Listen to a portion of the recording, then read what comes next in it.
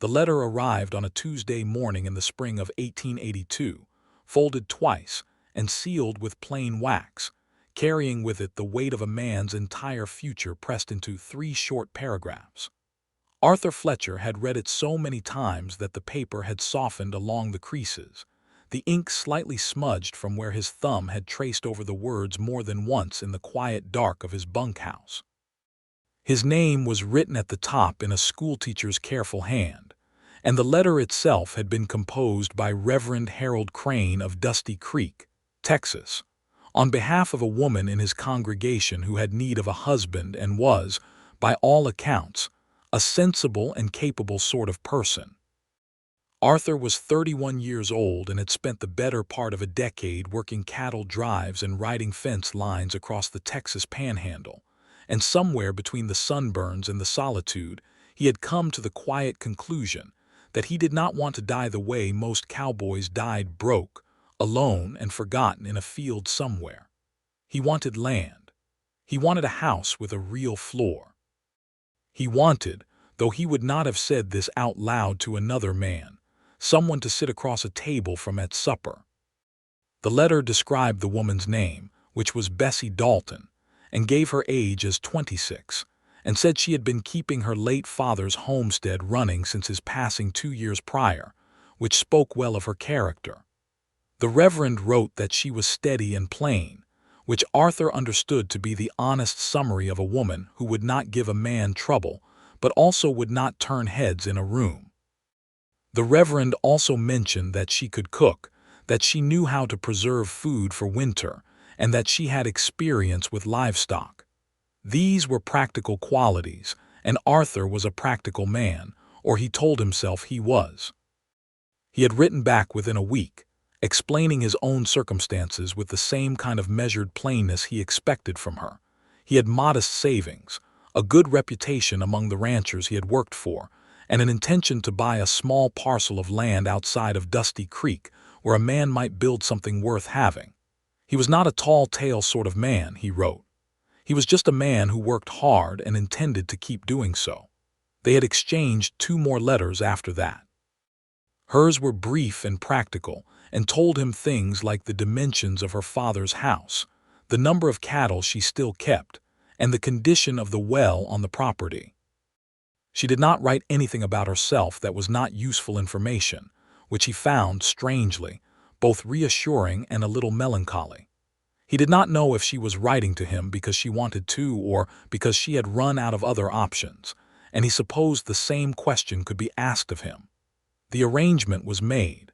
He would ride into Dusty Creek on the 12th of April, meet her at the Reverend's church, and they would make a decision together about whether to proceed. No one was committed to anything yet. The Reverend had been clear about that. But Arthur had packed his saddlebags and ridden 2 days from the last ranch where he had been working, which was a kind of commitment in itself. Dusty Creek was a small town by any measure, sitting on flat scrubland with a main street of maybe 8 or 9 buildings and a water tower that leaned slightly to the east. There was a general store, a livery stable, a barber, a saloon that also served as the post office on certain days of the week, and the church at the far end of the street, which was a modest white-painted structure with a crooked steeple that had been waiting for someone to fix it for several years. Arthur could tell this the moment he rode in because it had the look of a thing that had been impatiently endured rather than cheerfully accepted. He tied his horse at the hitching post outside the church a little after midday, which was when they had agreed to meet, and he straightened his coat and pushed the dust off his hat brim with 2 fingers, and told himself there was nothing to be nervous about because this was simply a practical arrangement between 2 practical people. He pushed open the low gate in the fence and walked up the path toward the church door, and it was at that precise moment that a woman stepped out of the church and stopped on the wooden step above him, and the midday sun was directly behind her so that, for just a moment, she was lit in a way that made him stop walking entirely. She was not what he had expected. He did not know exactly what he had expected. Steady and Plain had painted a picture in his mind of a woman who was solid and sensible looking, perhaps with her hair pulled back tight, and her expression set in the resigned way of someone who had seen too much difficulty to bother with anything decorative.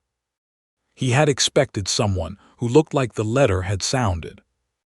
Instead, Bessie Dalton stood on that church step with the sun turning her brown hair into something close to copper, and she had a wide, clear forehead and dark eyes that looked straight at him without flinching, and her mouth had a particular set to it that was not a smile yet but was clearly capable of one, and she was wearing a plain blue dress that was obviously worn and mended at the collar, and she still managed to look like something out of a painting that he had no business standing in front of. He stepped off the horse well. Technically, he had already done that some minutes earlier at the hitching post, but this was the moment that felt like stepping off something, and he stood there on the path with his hat in his hands, and he could not find the plain part. He looked for it. He searched her face the way a man searches for something he is certain he dropped, certain it has to be here somewhere, and it was just not there. The Reverend had described her as plain, and Arthur had no reason to disbelieve a man of God, but he was standing directly in front of Bessie Dalton, and he thought the Reverend might want to have his eyesight checked. She looked at him for a moment with those steady dark eyes, and then she said, "You must be Arthur Fletcher," in a voice that was clear and unhurried, and he realized he had been standing there with his mouth not quite open but not quite closed either, which was not how he had planned to make a first impression. "Yes, ma'am," he said, and put his hat back on because his hands needed something to do. "I am." She came down the step and offered her hand the way a person does when they are accustomed to conducting their own affairs, and he shook it, and her grip was firm. Her hands showed work. They were the hands of someone who had spent years doing difficult things, and somehow that detail, combined with everything else, made the whole situation considerably worse for Arthur's composure. "The Reverend is inside," she said. "He thought we might want to speak with him present at first, in case there were practical matters to discuss."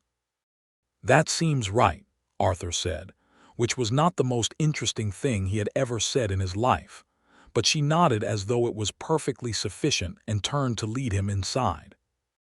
He followed her into the dim interior of the church, which smelled of candle wax and old wood, and the particular dry dust that settled into everything in this part of Texas.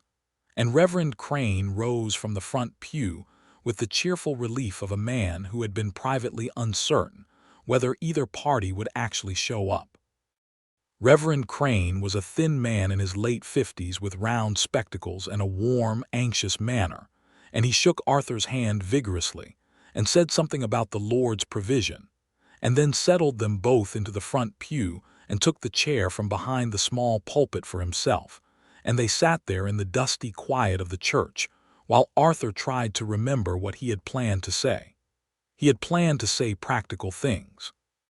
He had intended to discuss the land and the livestock situation, and ask sensible questions about what the arrangement would look like in the first year.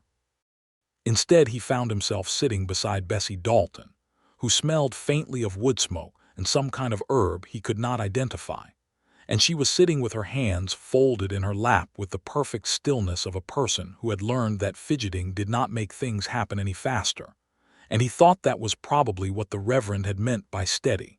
And he was beginning to think that steady and plain had meant two entirely different things in that letter.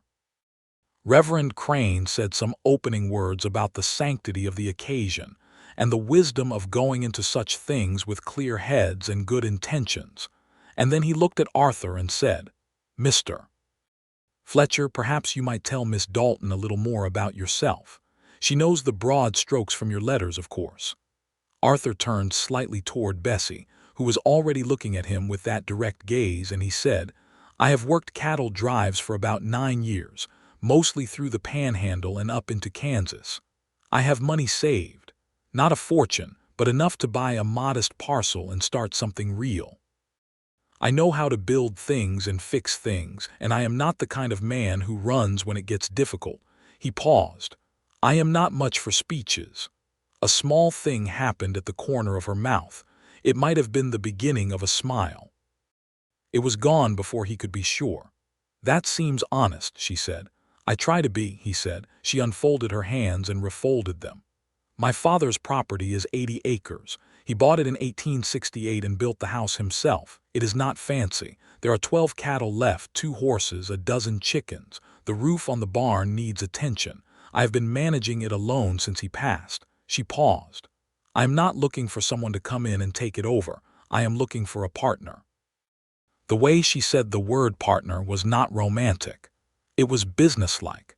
It was the word of a woman who had read too many situations wrong before and had decided to be very precise about what she needed.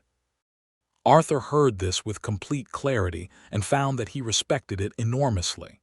"That is what I am looking for too," he said, and he meant it, though he was already aware that something else was also happening in the vicinity of his chest that had nothing to do with business arrangements.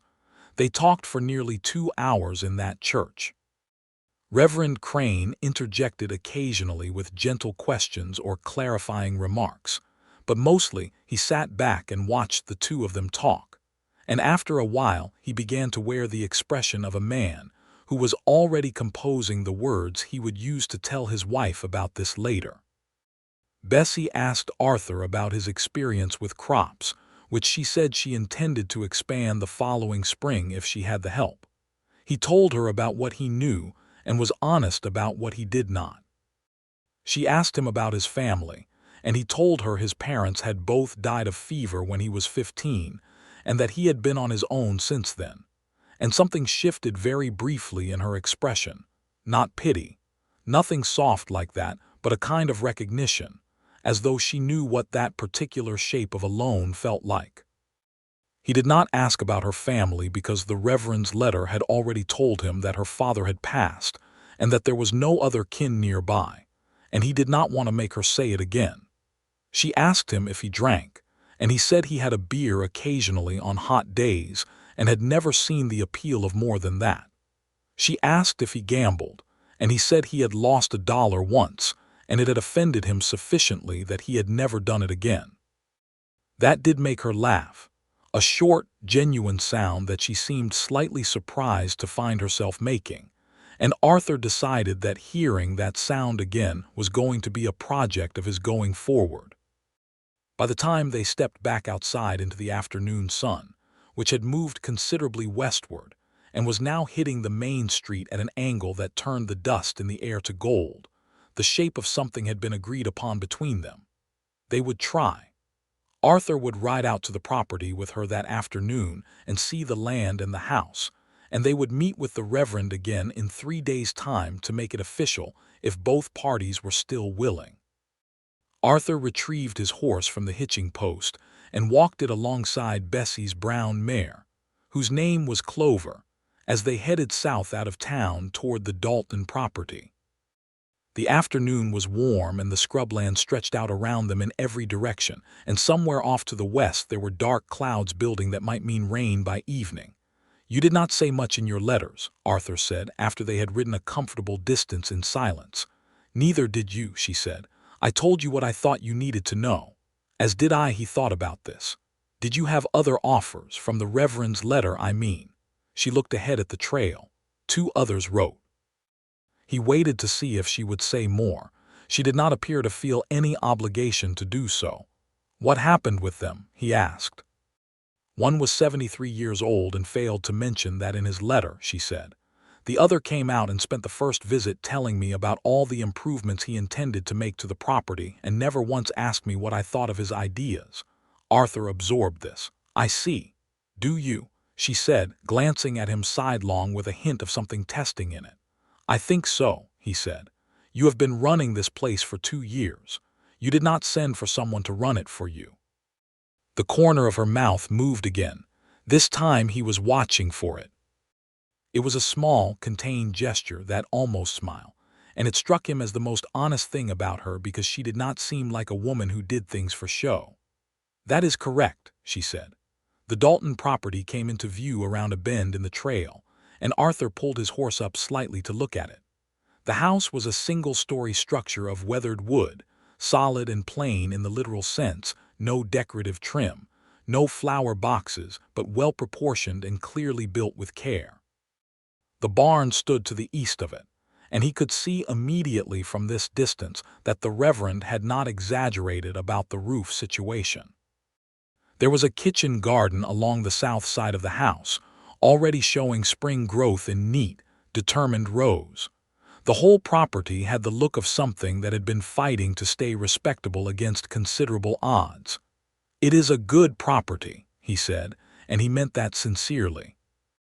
She looked at it with him for a moment, and her expression was something he could not read precisely, something between pride and tiredness, as though the land itself was something she loved that had cost her more than she liked to show.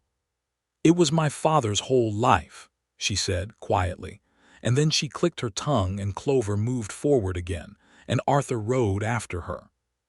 She showed him the barn and the cattle pen and the well, which was solid and produced good water. She showed him where her father had been planning to expand the chicken coop before he had gotten sick. She showed him the fence lines that needed work on the east side where the ground had shifted and some of the posts had leaned. She was matter-of-fact about all of it, pointing out problems with the same tone she used to point out strengths, and Arthur walked and looked and asked questions when he had them, and he was making a mental list before he was fully aware he was doing so. When they came inside the house, she put the kettle on the cast iron stove without ceremony, and he sat at the kitchen table, which was the only table, and looked at the room. It was spare and clean. There was a shelf of books along one wall, which surprised him slightly.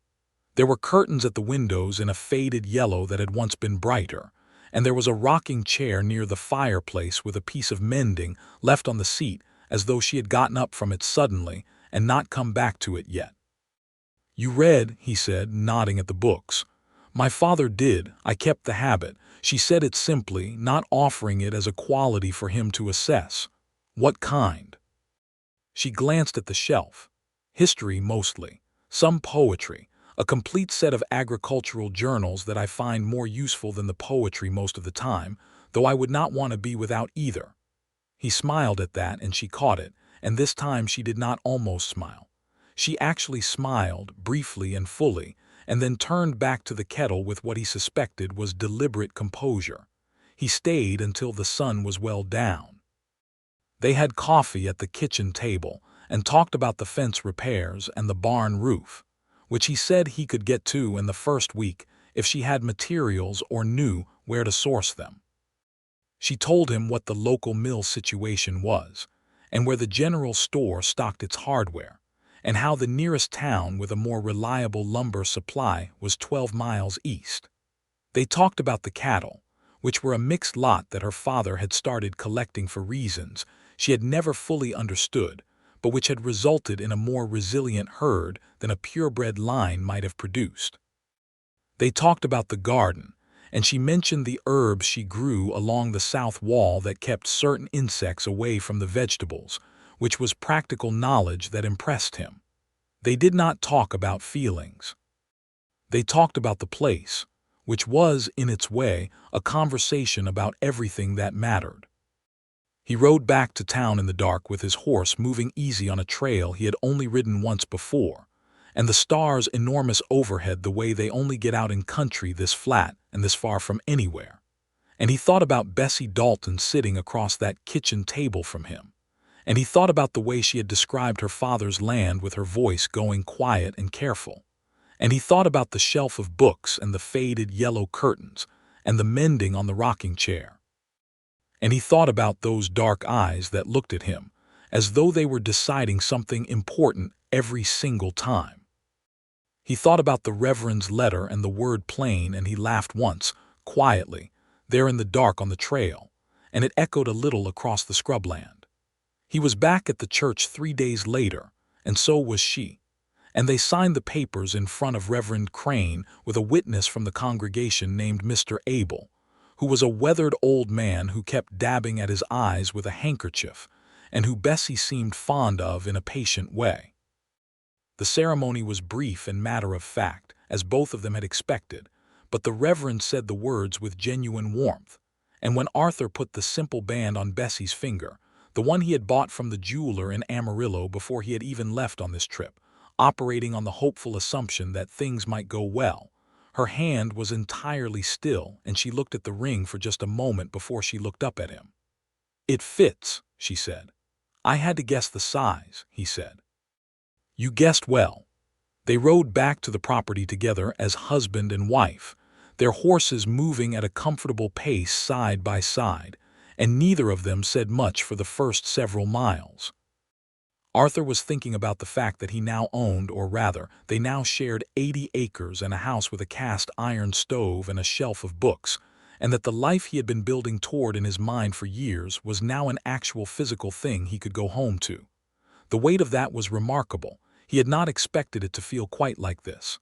"Are you frightened?" she asked him without looking over at some point on the ride. He considered lying. "A little," he said. She nodded slowly. "Good," she said. "I think people should be when something matters." He looked at her profile against the open sky. "Are you?" She was quiet for a beat. "More than a little," she said. The first weeks were busy in the particular way that working a property is busy. There was always something that needed doing, and the list never shortened. It only changed its contents. Arthur started on the barn roof within 3 days of arriving, sourcing lumber from the mill 12 miles east, and spending 2 long days up on the roof in the spring heat. And Bessie worked alongside him on the ground, measuring and cutting and handing things up with the efficiency of someone who had been working alongside someone else before, even if the someone else had been her father. They did not talk a great deal while they worked, but the silence between them was easy and comfortable in a way that Arthur had not expected from a stranger, because she did not feel like a stranger, which was something he turned over in his mind occasionally. In the evenings they sat on the porch when the day's work was done, and the scrubland went purple and orange in the last of the sun, and she would sometimes bring out whatever she was reading, and he would sit with his coffee and watch the horizon, and they would talk slowly at first, in that careful way of two people testing the territory between them, but with increasing ease as the days went on. He learned that she had grown up on this land and had never lived more than 30 miles from where they were sitting. He learned that she had a dry, careful sense of humor that she deployed with the precision of someone who had learned to be economical with most things. He learned that she could not abide cruelty in any form to people, to animals, to anything, and that she held this conviction with a quiet ferocity that he found entirely compelling. He learned that she missed her father with a grief she had learned to work around rather than through, the way you learn to walk after an old injury, and that she kept a photograph of him on the shelf beside the books. She learned that Arthur had taught himself to read as a teenager from whatever materials were available on the cattle drives, which had resulted in a somewhat eccentric reading background. He had read the Bible and several almanacs, and one very strange philosophical text that someone had left in a bunkhouse, and which he still thought about sometimes. She learned that he had a deep and genuine respect for the land that was not just practical, but something closer to reverence, the kind that comes from spending years sleeping under open sky and learning the particular moods of every kind of weather. She learned that he was careful with things, tools, animals, words, in a way that spoke of a man who understood what it meant to not have things and did not take them for granted. About 3 weeks after Arthur arrived, their nearest neighbor, a man named Cal Briggs, rode over on a gray horse looking for help.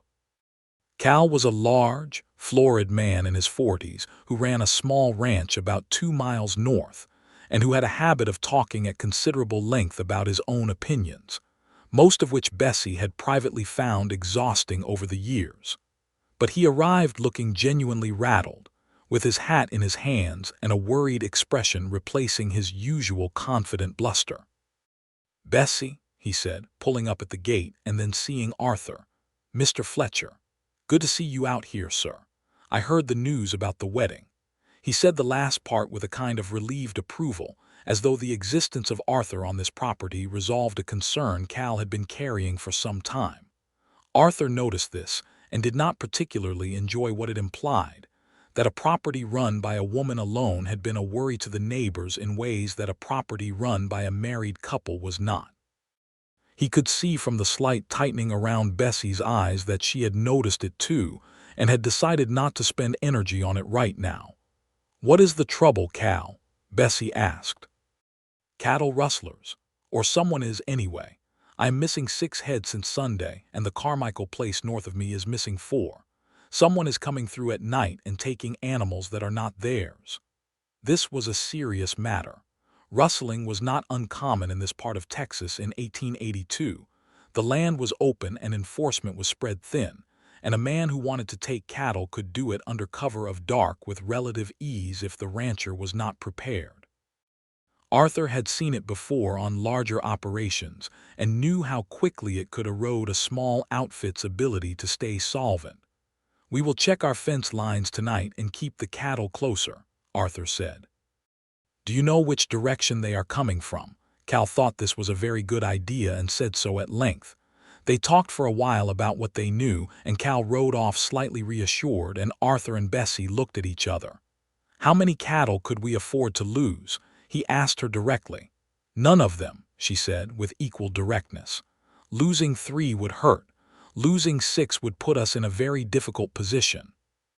Then we move them into the near pasture tonight, and I will ride fence line tomorrow at first light." She nodded. "I will come with you." He looked at her for a moment. "Do you have a rifle?" "My father's," she said. "I know how to use it." "All right then."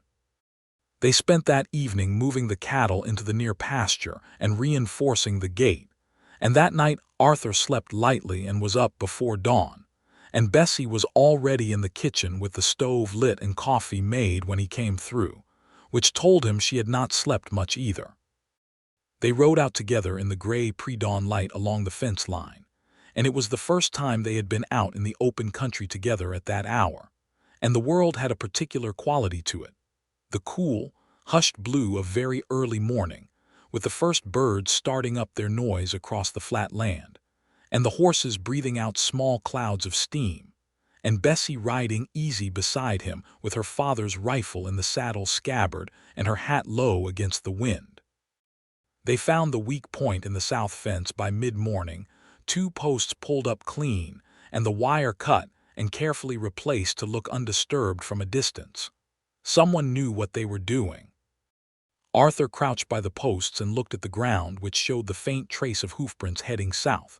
"More than one rider," he said. Bessie stood beside him, looking at the tracks. "They knew where the weak points in the fence were," she said. "They knew this land." He looked up at her. "Is there anyone who would know the layout of this property well?" She thought about it, and something moved behind her eyes. "There was a hand who worked for my father in the last year before he got sick. Drifter type. Name was Lear Gant. My father let him go because things started going missing from the barn, small things, tools, a spare saddle." Gant denied it and left without much of a scene. "Do you know where he went?" "He had been drinking with the men out of Branham's saloon," she said. "I do not know if he stayed in the area." Arthur straightened up. "I am going to ride into town today and speak to Sheriff Haverford. This goes together with what Cal said about his missing cattle." "I will come," she said immediately. He did not argue. He had learned in 3 weeks that Bessie Dalton did not suggest things she was not prepared to do. They rode into Dusty Creek and found Sheriff Tom Haverford at his office, which was a narrow room attached to the side of the general store, with a single barred cell in the back that was currently occupied by a man sleeping off what appeared to be a very eventful Friday night, even though it was Tuesday. Haverford was a practical man in his late 40s with a neat mustache and the resigned expression of a man who policed a large territory with very little help, and he listened to everything they told him with full attention. He confirmed that there had been similar reports from 4 other properties in the county, and that he had been piecing it together for 2 weeks. The name Lear Gant he wrote down with the particular attention of someone who recognized it. He did not say where he had heard it before, but he said he would look into it and ask them to keep their cattle close and be cautious about riding out alone at night. On the ride home, The sky had gone dark with the kind of afternoon storm clouds that built fast in spring in this part of Texas, and by the time they were halfway back to the property, the wind had come up hard and the first drops of rain were hitting the dirt of the trail. "We are not going to make it before it breaks," Bessie said, with the calm assessment of someone who had read weather her whole life. "No," he agreed. They pushed the horses to a faster pace anyway, and the storm came down on them about a mile from home. Not a gentle rain, but a proper Texas thunderstorm, the kind that is immediately soaking and entirely committed to its purpose. By the time they rode through the gate and got the horses into the barn, Arthur's coat was heavy with water and Bessie's hair had come partly loose from its pinning and was plastered to the side of her neck, and they stood inside the barn doorway watching the rain turn the yard to mud, and she laughed. It was not the brief, surprised laugh he had heard before. This was a fuller laugh, the kind that comes from a person completely off guard, and she put her hand over her mouth as though she had not meant to do it and then took it away because there was no point pretending. "We look completely ridiculous," she said. He looked at her, and she was right. They absolutely did, and he laughed too, and the sound of it mixed with the rain and the horses shifting behind them. And for a moment the whole weight of the practical arrangement and the careful letters and the measured conversations fell away, and they were just two wet people standing in a barn laughing, which was possibly the most honest moment they had shared yet. She pushed her wet hair back from her face and turned to look at him, and they were standing closer than usual because the barn doorway was narrow, and the laughter was fading into something quieter, and she looked up at him with rain still on her eyelashes, and Arthur Fletcher, who was not given to impulsive things, thought very clearly and with great conviction that the Reverend had been wrong about the plain part, and he was extremely glad he had written back to that letter. He did not say any of this. He was not ready to yet, and he did not think she was either, and he had enough sense to understand that some things needed to grow in their own time. He just looked at her for a moment, and she looked back, and then she turned and began untacking Clover with practiced efficiency, and he did the same with his horse, and they worked side by side in the warm, dark smell of the barn, with the rain hammering the roof above them until the storm passed.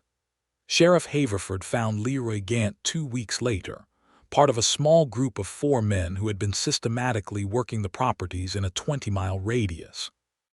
They were tracked to a camp south of Dry Hollow Creek and arrested without major incident, though Haverford had brought 2 deputies from the next town over, which suggested he had not taken chances.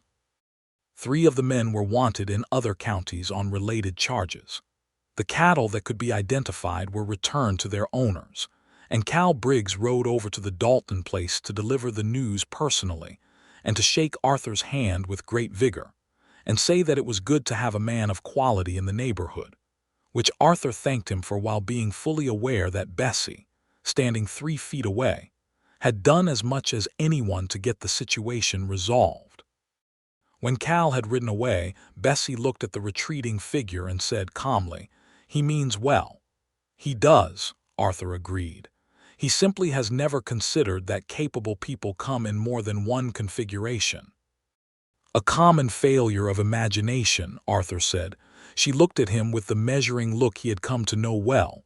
"You are not like that," she said. "It was not quite a question."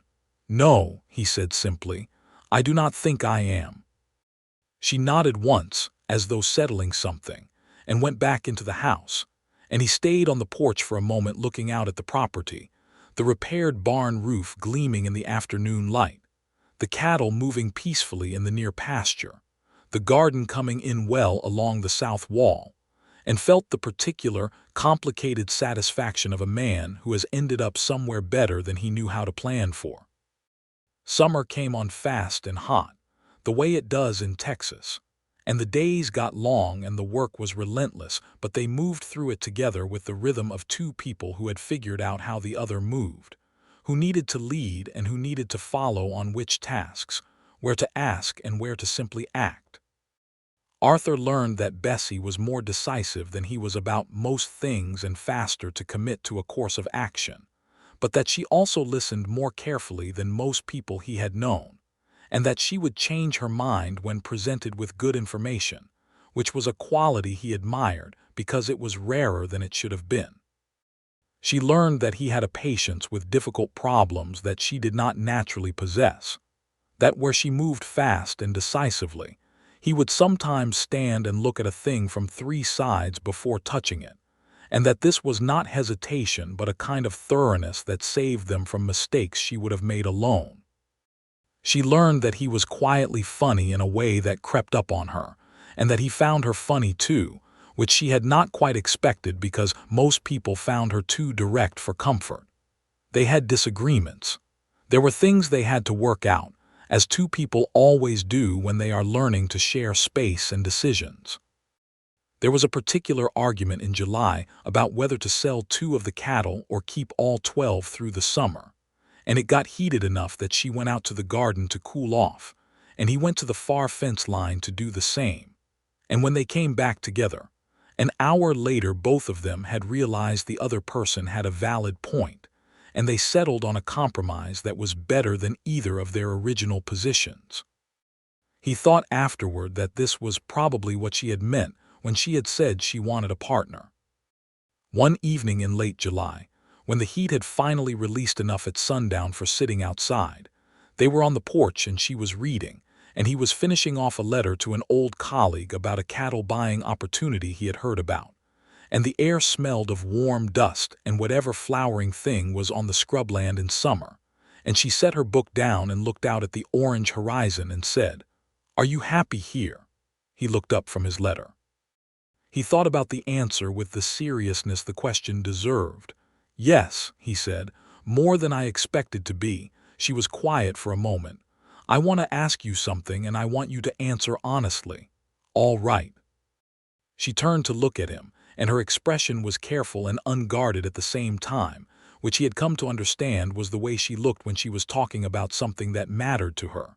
"When you first arrived, when you saw me outside the church, were you disappointed?" He looked at her for a long, slow moment. Outside, somewhere in the scrubland, a coyote was making its evening sound across the distance. The sky was going from orange to deep pink above the flat horizon. "No," he said. "The Reverend described me as plain in the letter," she said, without apparent distress, just with the same directness she applied to everything. "I know he did. I heard him tell someone he had said as much." "I remember what the letter said," Arthur told her, and he set his letter down. "Bessie," he said, "I stepped off my horse outside that church and you came through the door and I stood there on the path looking for the plain part." He paused. "I could not find it."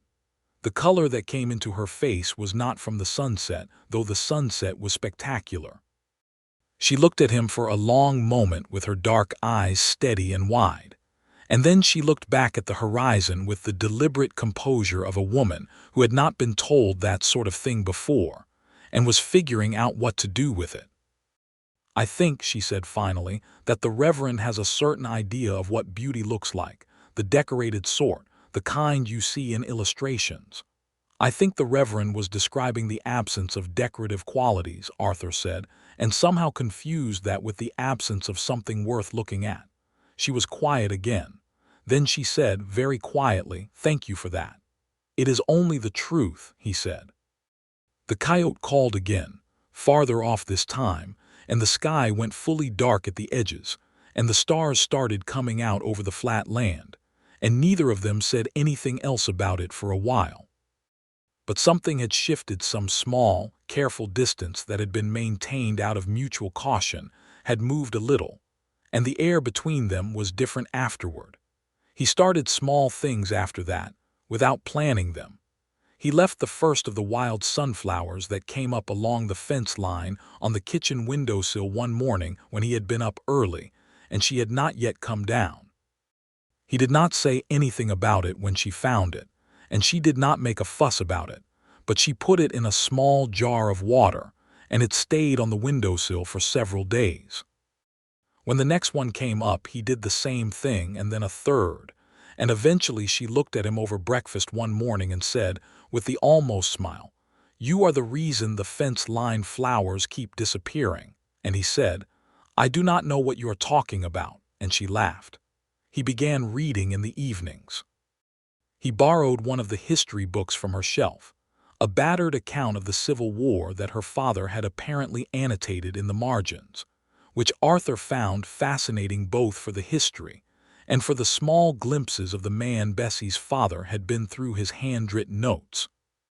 He mentioned this to her one evening, that he had been reading her father's notes, and she looked up from her own book with an expression he could not immediately classify. "He was a very precise thinker," she said. "He wrote in the margins of everything. You should see what he did to the agricultural journals." "He sounds like someone I would have liked to know," Arthur said. She looked at him for a moment. "He would have liked you," she said, and went back to her book, and Arthur had to pay very careful attention to the page in front of him for a moment because something in his chest did something inconvenient. In August, Reverend Crane held a community gathering at the church, which was a regular summer event, and involved most of the town and the surrounding farms and ranches, bringing food and spending the afternoon eating and talking, and the evening dancing to the fiddle music provided by an old man named Silas, who was nearly deaf, but played with tremendous conviction. Arthur and Bessie went, which was their first social appearance together as a married couple, and the community received them with the particular warm nosiness of a small town that had been following developments with great interest. Mrs. Crane, the Reverend's wife, took Bessie's hands and held them and looked at her with shining eyes and said she looked wonderful, and Bessie thanked her with composed grace and did not mention that she was wearing her best dress, which was still not fancy. Old Mr. Abel, who had witnessed the wedding, produced a jar of his homemade peach preserves as a gift and delivered a short speech about the institution of marriage that was genuine and slightly rambling and very touching. Cal Briggs arrived with his wife, a quiet woman named Nora who had sharp eyes and a warm expression, and she cornered Bessie early on, and the two of them talked for a long time away from the general crowd. Arthur spent part of the afternoon talking to several of the ranchers about cattle prices and the railroad expansion that was bringing significant changes to the economics of ranching in the region. The completion of the Southern Pacific Line across Texas was changing how cattle got to market, and there was a lot of opinion about what this meant for small operations like theirs, ranging from optimism to concern depending on who you asked. When the dancing started in the evening, Arthur found Bessie at his elbow and offered his hand, and she looked at it for a moment and then took it, and they danced on the packed earth outside the church with the fiddle music going up into the night air and the lanterns strung between the posts and the whole town moving around them. And she danced the way she did most things, with quiet efficiency and no wasted motion, and she was better at it than he was, which she demonstrated by steering him back on course once without comment when he lost the rhythm, and he grinned at the ground, and she said, very quietly, close to his ear, "Left foot first," and the warmth of her breath against his ear in the summer night was something he thought he would probably remember for the rest of his life. They danced twice and then stepped back to the edge of the gathering, and she did not let go of his hand for a moment after they stopped, and then she did, and he thought that was possibly the most significant 2 seconds of the whole summer. September brought a dry spell that worried them about the winter water situation and sent Arthur digging an extension to the existing cistern, which was hard work but necessary. It brought also a letter from the land office about a parcel adjacent to their eastern fence line that was coming up for sale, a modest 40 acres that would significantly expand their operation if they could afford it. They talked about it at the kitchen table with the ledgers between them and the lamp burning and the autumn night cooling outside, and it was close, but it was possible if they were careful over the next year. Bessie went through the numbers 3 times from different angles with the precise, unhurried focus of a woman who had been managing accounts alone long enough to know all the ways you could fool yourself, and Arthur sat beside her and followed her working and occasionally pointed at a figure and asked a question, and they came to the same conclusion from different directions, which seemed to them both like a good sign. "We can do it," she said, "if we sell 2 cattle in the spring and if the garden produces well." "I think we can do it," he agreed. She looked at him across the table. "It will mean a harder year. I know. We will not be able to take on extra help or make improvements we do not absolutely need. I know." She was looking at him with that measuring look again. "You are not bothered by that." "Bessie," he said, "I lived in bunkhouses for 9 years on other men's land. A harder year on my own land is not something I am bothered by." She looked at him for a moment, and something in her expression was very soft. Then she tapped the figures on the paper. "Then we will buy it," she said. October came with cooler nights and the beginning of the harvest, and they worked long days bringing in what the garden had produced and preserving what they could for winter. And the kitchen smelled for 2 weeks of vinegar and hot glass, and the particular sharp sweetness of things being turned into something that would last. Bessie was in her element with the preservation work. She moved through it with the competence of long practice, and Arthur found himself learning from her in the way he had learned most things, which was by watching carefully and then doing.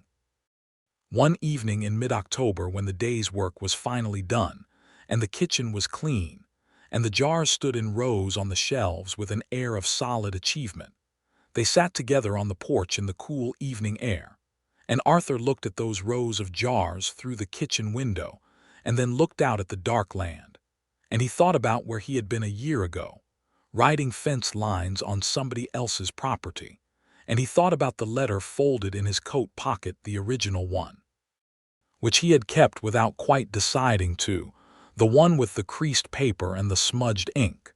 And then he looked at Bessie sitting beside him in the evening dark.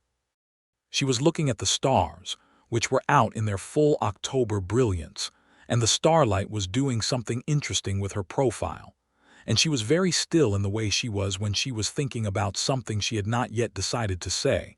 And Arthur watched her and thought that the Reverend had used a word that meant one thing on paper and an entirely different thing in the world. "Bessie," he said. She looked at him. He had thought about how to say this, and he had, in the end, decided that trying to make it eloquent would only get in the way. "I want you to know," he said, "that this, what we have built here, it is not what I planned." He paused. "I planned something practical, something sensible, something that would work." He looked at her directly. "It has become something considerably more than that for me, and I did not want to wait longer to tell you so." The stillness in her was the kind that precedes something rather than follows it. She looked at him with those dark, steady eyes, and the starlight was very bright, and she said, "How considerably more?" "Considerably," he said. She was quiet for a long moment, and he let it be quiet, because he had learned that she needed time with the things that mattered most to her. The coyote was out somewhere again in the dark, and the wind moved through the dry grass, and the October night sat around them with perfect patience. "I have been trying," she said finally, "to be careful about this." "I know," he said. "I spent 2 years being the only person responsible for this place and for myself," she said. "And before that I watched my father manage all of it alone after my mother passed, and I think I learned that depending on another person is a way of making yourself smaller. More fragile." She looked at the stars. "I did not want to become fragile." "You are not fragile," he said with complete certainty. "I know I am not." She said it quietly. "I am, I have become. I did not expect you," she said, and the sentence ended there, which was itself a more complete statement than a longer one would have been. He reached over and took her hand where it rested on the arm of the rocking chair, and she looked down at their joined hands, and then she turned her hand over and held his, and they sat there together in the October dark with the stars enormous overhead, and the land stretching out in every direction around the small lit square of their porch. "I did not expect you either," he said. She looked at him, and the almost smile became a full smile, not the brief, surprised kind, but a long, quiet, fully inhabited one. And in the starlight on the Texas prairie in October of 1882, Arthur Fletcher thought that the idea of plain was possibly the most incorrect thing anyone had ever put into a letter. He leaned over and kissed her, and she kissed him back, and it was a careful kiss. the kind that is acutely aware of its own significance. And the night air was cold, and the stars were out, and somewhere a long way off the coyote made one more sound and then went quiet. November and December brought the cold, and the short days, and the kind of work that winter on a Texas homestead requires. The wood that needed cutting and stacking, the animals that needed extra watching, the house that needed its gaps and drafts addressed before the temperature dropped below freezing, which it did twice in December in a way that had the cattle pressing together in the barn, and the water in the outside barrel developing a skin of ice by morning. They spent those long winter evenings differently than the long summer evenings inside, by the fire, with the lamp on and the sound of the wind around the eaves, and the particular warm, enclosed feeling of a house well battened against the cold. He continued reading his way through her father's books, and she continued whatever she was reading, and they talked more than they had in summer because there were fewer things demanding immediate doing. They talked about ideas and history, and sometimes about their memories, and sometimes about plans for the spring. She told him more about her father in those winter evenings, and she told him with the kind of detail that meant she trusted him with it. The funny stories and the difficult ones. The year her father had broken his arm, and she had managed the property alone for 3 months at the age of 15. The arguments they had had, and the long years of peace after them. The last months of his illness, when she had sat by his bed in the evenings reading to him from the agricultural journals, because he could not hold the books himself, and how she had held his hand when he passed, and how the house had been so silent afterward that she had started talking to the horses, just to have something to talk. Arthur did not say things like, "I understand," or "that must have been hard," because those seemed insufficient. He just listened, fully and without distraction, and occasionally he put his hand over hers on the table or the arm of the chair, and she seemed to find that adequate, which he hoped meant it was.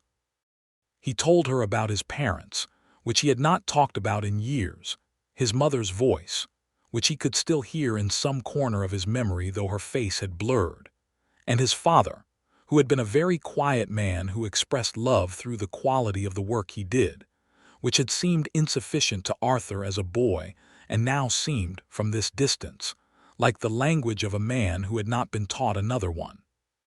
He told her about the years after they died, the drifting and the loneliness of it, the way you learn to carry yourself when there is no one waiting for you anywhere. She listened the same way he listened to her, fully, without rushing to fill the spaces, and when he finished she said, "You have been alone a long time," not with pity but with the clear recognition of a fact. "I have," he said. "You are not any more," she said simply, with the same directness she used for everything that mattered. He looked at her across the fire. "No," he said, "I am not." January brought a week of hard frost, and then a warm break, and then more cold, the typical unreliability of a Texas winter, and somewhere in the middle of it Bessie told him, one morning over breakfast with careful composure and an expression that was watching him closely, that she thought she was expecting. He put down his coffee cup and looked at her. She was sitting with her hands around her own cup and her dark eyes on him, and the morning light coming through the kitchen window making patterns on the table, and he could see both the hope and the wariness in her face. The hope because this was something she wanted, and the wariness because she was not certain how he would take it. He said, "Are you certain?" "Fairly certain," she said. "I saw the doctor in town last week." He stood up and came around the table, and she stood up too, as if she had predicted he would, and he put his arms around her and held her for a long moment, and she put her hands against his chest and leaned into him with the particular quality of someone who has been standing entirely upright on their own for a very long time and has finally decided to lean, and he felt her breathe. "Are you all right?" he asked. "I am more than all right," she said quietly. "I just was not sure how you would feel." He pulled back enough to look at her face. "How did you think I would feel?" She thought about it. "Overwhelmed, perhaps. We have not been married long." "Bessie," he said, "I am the happiest I have been in my life standing in this kitchen right now. The expression on her face when he said that was something he would carry with him for the rest of his years. A fullness, a dropping of the last careful guard, a warmth that she had been managing in careful portions, finally given room to simply be. Spring came again, and with it, the purchase of the 40 adjacent acres, which went through the land office in March and left them tighter than they liked financially, but with the solid satisfaction of a boundary made larger and a future given more room. Arthur spent much of April and May extending the fence lines on the new parcel and planning how to rotate the cattle across the additional grazing land, and Bessie managed the garden expansion she had been planning since their first conversation, which turned the south side of the house into a considerably more serious operation. She moved through her pregnancy with the same steady efficiency she brought to everything, though she and Arthur had worked out between them a quiet negotiation about which tasks he would take over without requiring her to ask, which she appreciated, and which he had understood was necessary without needing to be told. She did not stop working, she would not have, and he knew it, but she stopped climbing and lifting, and the more physically demanding jobs shifted to him, and she directed an increasing amount of the operation from a position of strategic command that he found both amusing and entirely sensible. In July, she went into labor, and Arthur rode into town for Doc Hargreaves with what was possibly the fastest riding he had done in years, and Doc Hargreaves rode back with him, and the labor went long, as first labors tend to, and Arthur spent most of it outdoors because that was what Doc Hargreaves had told him to do.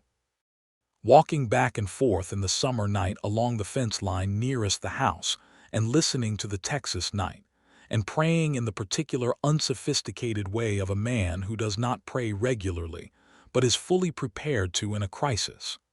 At a little after 3 in the morning, Doc Hargreaves appeared at the door and said, "Mr.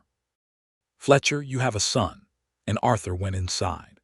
The boy was red-faced and small and had his mother's dark eyes, though Doc Hargreaves said it was too early to tell whose eyes they really were, and Bessie was pale and utterly worn and more beautiful than anything Arthur had ever seen in his life, and she was looking at the baby in her arms with an expression he had never seen on her face before, something completely unguarded and enormous, love in its most uncomplicated form.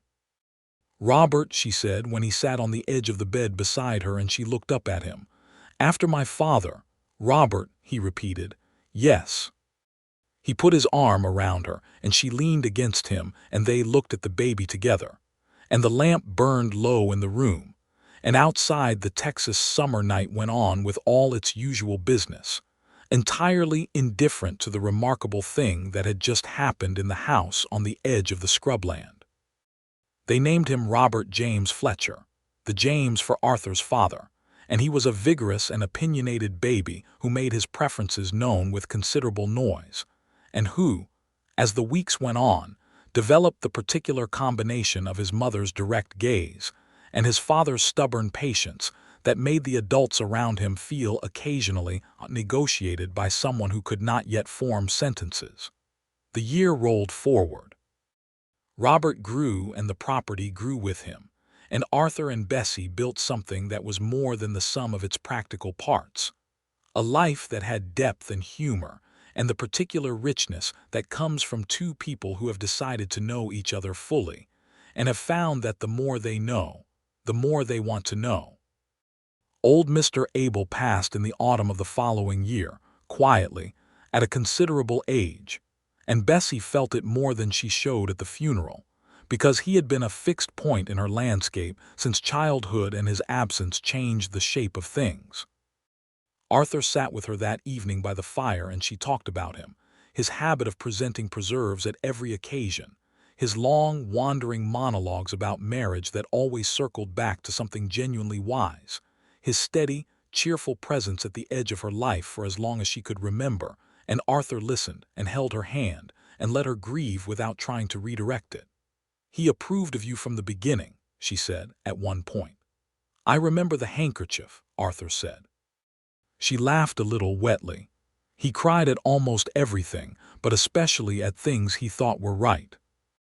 "Then I am glad I gave him something right to cry at," Arthur said, and she leaned her head against his shoulder, and the fire burned down, and Robert made small sleeping sounds from his crib in the next room. 2 years after Robert's birth, Bessie told him one morning over breakfast, at the same kitchen table in the same morning light, that she was expecting again. This time his reaction was immediate, and she did not need to watch his face for a moment to see how he felt, because he was on his feet, and his arms were around her before she finished the sentence, and she laughed against his shoulder, and Robert, who was sitting on the floor nearby with a wooden spoon that had become his preferred toy, looked up at his parents embracing with the philosophical calm of a 2-year-old who has decided that most adult behavior is beyond explanation. The second child was born in the spring of 1886, and it was a girl, and they named her Clara Alois Fletcher, after no one in particular but for names they both liked. And she arrived in the world with much less difficulty than Robert had, and with a tuft of fair hair that surprised everyone since neither parent had fair hair. But Doc Hargreaves said it sometimes happened and would probably darken later, which it did. Robert was fascinated by Clara in the manner of a toddler confronting something new and incomprehensible, alternating between attempting to give her the wooden spoon and looking at her with an expression of deep suspicion. Bessie watched her son's evolving relationship with his infant sister with a quiet, amused tenderness that Arthur caught on her face often in those early weeks, and he stored those moments the way he stored all the best ones in the part of himself that had been empty for 9 years on other men's land, and was now full to a degree he had not known was possible. The property continued to grow. They hired a hand in the spring of 1886, a young man of 20 named Thomas, who had come west from Tennessee and was learning ranching from the ground up, and who proved to be hardworking and honest and good with the cattle in a way that made clear he had found his vocation. Arthur worked alongside Thomas and taught him what he knew, and Thomas in turn proved willing to learn, which Arthur valued highly. The additional 40 acres had expanded their operation enough to justify the help, and the purchase of the adjacent parcel had proved the right decision even in the difficult first year. Cal Briggs's wife Nora became a genuine friend to Bessie over those years. The cautious acquaintance of the early days developed through shared difficulties and shared celebrations into the kind of friendship where the two women could sit on a porch and talk about anything. And Cal, who had gradually come to understand that his original impression of Bessie as a woman who required management had been spectacularly incorrect, had adjusted himself accordingly, and was now simply a friendly, if occasionally verbose, neighbor. Reverend Crane performed the baptisms of both children with great emotional investment and continued to hold up the Fletcher union as an example of the Lord's provision in his occasional remarks on the subject of matrimony, which Bessie found slightly embarrassing and Arthur found genuinely endearing. In the autumn of 1887, they expanded the house. It was a project Arthur had been planning for a year, adding 2 rooms to the east side of the structure to accommodate the growing family, and to give Bessie a proper sitting room separate from the kitchen, which she had said she did not need, and which he had proceeded to build anyway because he knew the difference between what she said she needed and what would make her life better, which was a distinction he had learned over 5 years of careful attention. She came to see the framing when it was half up and stood with her hands on her hips looking at it with the assessing expression she used for all things under construction, and he watched her from where he was working and waited. "You built it facing south," she said, "for the morning light." She looked at the framing for another moment. Then she turned and looked at him with the full smile, not the almost smile, not the brief laugh, but the one he had first seen fully on the night on the porch when he had told her he could not find the plain part, the one that was entirely her own. "Thank you," she said. "You said you did not need it," he said. "I said that," she agreed. But you know me better than I sometimes know myself," she said, which for Bessie Dalton was possibly the most significant thing she had ever conceded to another human being, and he knew it, and he did not make a great production of it, because that was not how they were with each other. He just nodded once and went back to work, and she stood there in the autumn sun for a moment longer, and then went back to the house, and somewhere inside Robert was making the noise he made when Clara had done something objectionable to his things, and the world went on. The sitting room was finished by November, and she moved the rocking chair into it and the shelf of books and a small writing desk that Arthur had made from lumber left over from the addition, and it became the room where she read in the evenings and where, on cold nights, the children came to sit near the stove and hear stories, and where Arthur, more nights than not, found his way to the chair beside hers and read his own book in companionable silence while the fire burned and the children slept down the hall and the Texas night stretched out in every direction around the house they had built. That first winter in the new rooms, when Robert was 4 and Clara was still a baby, Arthur came in one evening from checking on the horses and found Bessie in the sitting room with Clara asleep in her lap and Robert asleep against her side, both of them arranged against her with the complete unconscious trust of small people who know they are safe. And she was reading by the lamp, with her free hand holding the book and her expression entirely peaceful. He stood in the doorway and looked at this for a moment, and the feeling in him was so large it did not have a name, or if it did he had not learned it yet. She looked up from her book and saw him in the doorway, and she looked at his expression, and then she looked down at the children and back at him, and the look on her face was full and quiet and knowing, because she felt it too. He could see that clearly, this thing they had made together that was larger than either of them had planned for. "Come sit down," she said softly, not to wake the children. He came and sat beside her, and she shifted slightly toward him without disturbing the sleeping Robert, and he put his arm around her and she leaned against him with Robert between them and Clara sleeping in her lap, and the lamp burned steadily, and the fire was warm, and the winter wind went around the eaves of the expanded house, and Arthur Fletcher, who had ridden into Dusty Creek, Texas, on the 12th of April in 1882, looking for a sensible arrangement with a steady, plain woman, held his family in the lamplight and was quietly, completely, permanently undone by the sheer magnitude of what had found him instead. Spring of 1888 brought good rains and a prosperous growing season, and Robert, at 5 years old, becoming old enough to follow Arthur around the property on his short, determined legs, asking questions with the relentless precision of a child who has inherited his mother's directness and his father's thoroughness simultaneously. Arthur answered every question with complete seriousness, which Robert clearly expected, and which Bessie watched from the kitchen garden with the quiet smile she had learned to keep mostly to herself because it embarrassed no one.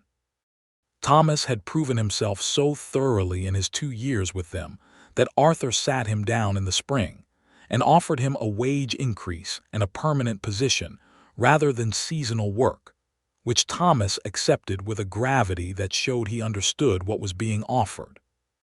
He was a steady, quiet presence on the property, good with the cattle and good with the equipment, and entirely respectful of the way the place was run, which included the fact that Bessie Fletcher was as much the authority on this property as her husband was, a fact which Thomas had absorbed immediately upon arrival, and which he had never given anyone any reason to question.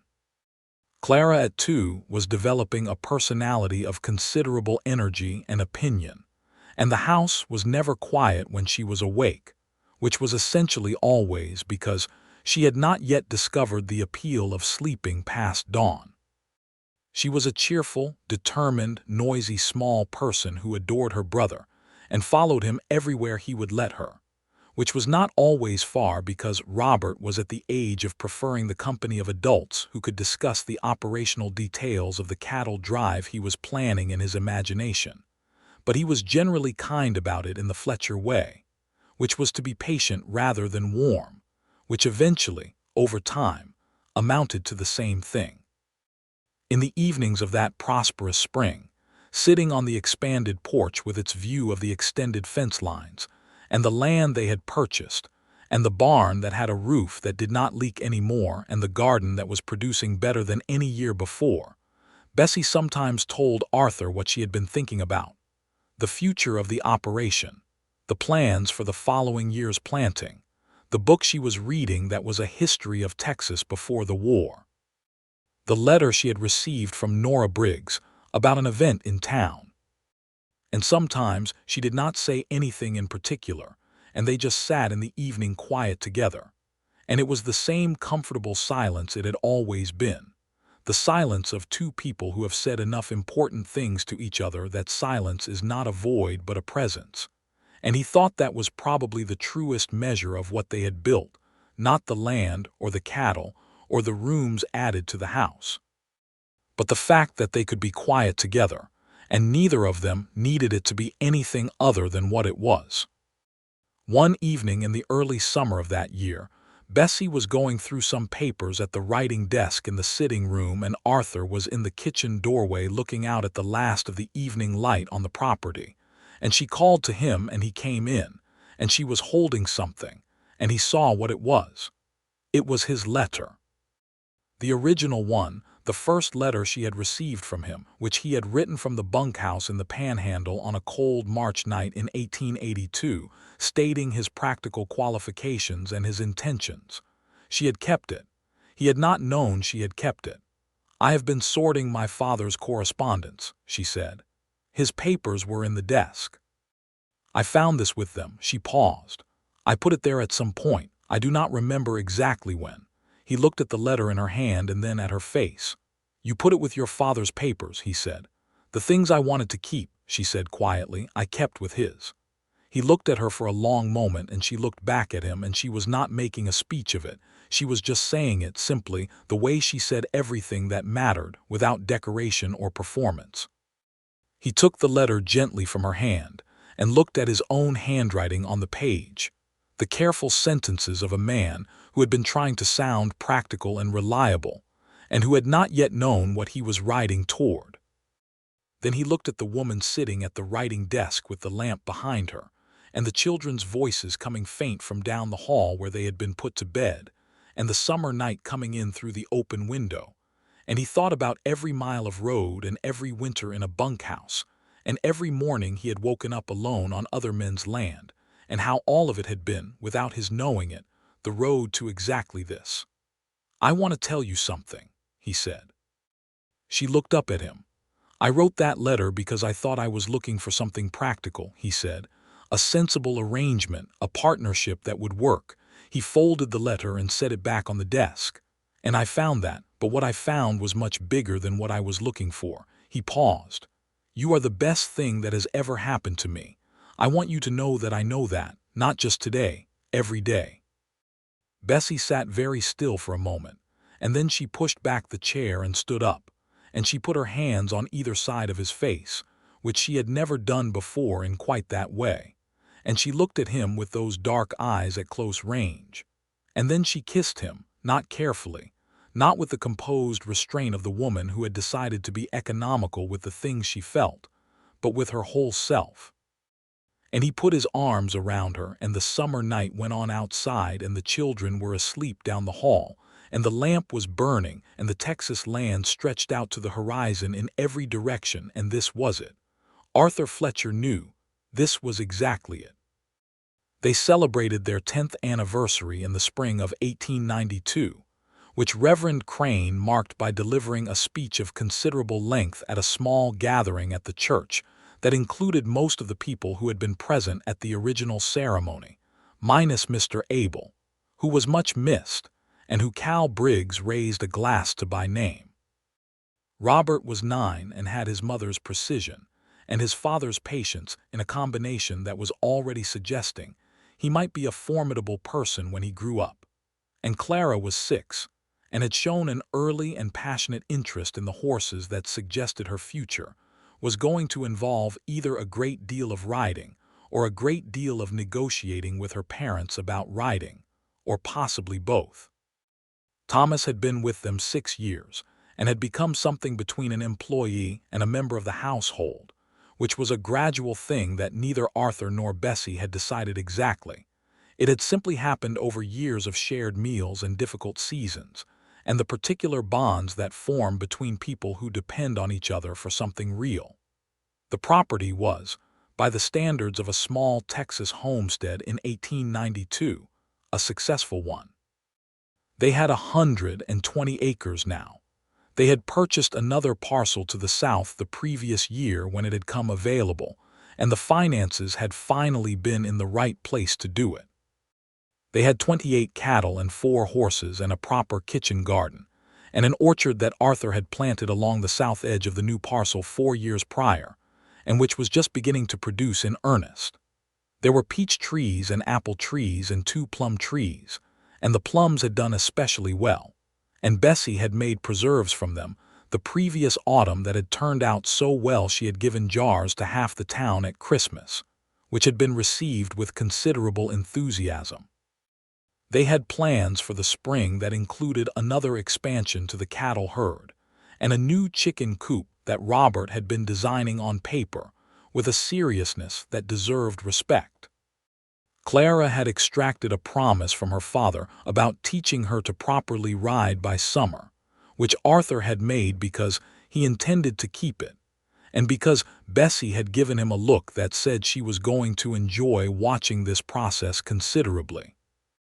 On the evening of their anniversary, when the children were in bed and Thomas had retired to his quarters in the smaller building they had constructed at the edge of the barn 2 years prior, Arthur and Bessie sat on the porch in the spring night with coffee and the first of the season's warm air coming up from the south, and the stars were out in their familiar Texas abundance, and the land was very quiet around them. 10 years, she said. 10 years, he agreed. She looked at the horizon. Do you remember riding into town that first day? I remember every moment of it, he said. I remember every moment of that entire week. What do you remember most? He thought about it. You on the church step, he said, in the sun. She looked at him sidelong. And the Reverend's description. And the Reverend's description, he confirmed. She laughed softly. He has never really understood why that became famous around town. People have been telling it since the wedding, Arthur said. I suspect they will keep telling it. She shook her head with the small, warm smile that was entirely her own, and leaned back in her chair and looked up at the stars. The orchard was faintly visible in the dark, the young trees grown now to something real and substantial, and the fence lines ran straight and true across the property to the edges of what their long years of work had made. And the house behind them held the sleeping children and the shelf of books and the rows of preserved jars and the mended curtains and all the accumulated record of a life built carefully and with intention. What do you want? She asked him after a while. Not asking about the property or the future plans, but asking the larger question with the directness she had always brought to everything. He looked at the stars. He thought about it the way he thought about things that mattered. More of this, he said, all of this, for a long time. She reached over in the dark and found his hand on the arm of his chair, and held it. And the night was warm and the land was quiet, and the stars were abundant above the Texas scrubland. And Bessie Dalton Fletcher, who had been described in a letter as steady and plain by a reverend with a slightly limited imagination, sat beside the man who had stepped off his horse and looked at her, and lost the plain part entirely. And she held his hand in the dark, and she was content in a way that went all the way down, the deep and durable contentment of a life that had been built from real materials and had held. The years that followed were good ones, marked by growth and the ordinary extraordinary events that make a life. Robert at 13 arguing cattle prices with his father, with an accuracy that proved he had been listening more closely than they had known. Clara at 10 riding better than most of the men in the county, and showing absolutely no intention of being modest about it. The property expanding again and again in small, careful increments. The orchard becoming the thing that visitors remarked on first when they came to the Fletcher place, the peaches particularly, which people came from as far as the neighboring county to buy in season. Bessie, at 40, was the same and not the same. The same dark eyes and the same steady directness and the same precision of thought and word, but with laugh lines at the corners of her eyes that had not been there at 26, and a surety in herself that was deeper and more settled. And Arthur looked at her across rooms and at tables and on horseback, and on the porch in the evenings, and thought still, regularly, that the Reverend had been wrong, and that the world owed him a tremendous debt for having been wrong. He told her this one evening when they were sitting in the sitting room with the children asleep and the fire burning low, and she looked up from her book at him with the quiet amusement of a woman who knows she is loved and has made her peace with how much she likes it. "You should write to the Reverend and correct the historical record," she said. "I think the historical record is already fairly clear," he said. She looked back at her book. "I think," she said, with the voice she used for things she meant entirely, "that I was plain to everyone who had not learned to look yet." He looked at her across the fire-lit room. "Then they were all very unlucky," he said. She turned a page. "Only you are particularly lucky," she said. "Yes," he agreed, "only me." The fire burned and the house was warm and the land outside was still and dark, and Robert and Clara slept down the hall, and the shelf of books stood full against the wall, and the jars of preserves stood in their patient rows, and everything that had been built over years of difficult, joyful, shared labor was intact and real and surrounding them on all sides. And Arthur Fletcher, who had once folded a letter so many times it softened at the creases, and ridden 2 days toward an uncertain future, sat in the house he had helped build on land he had helped tend and watched his wife read by firelight, and he was home.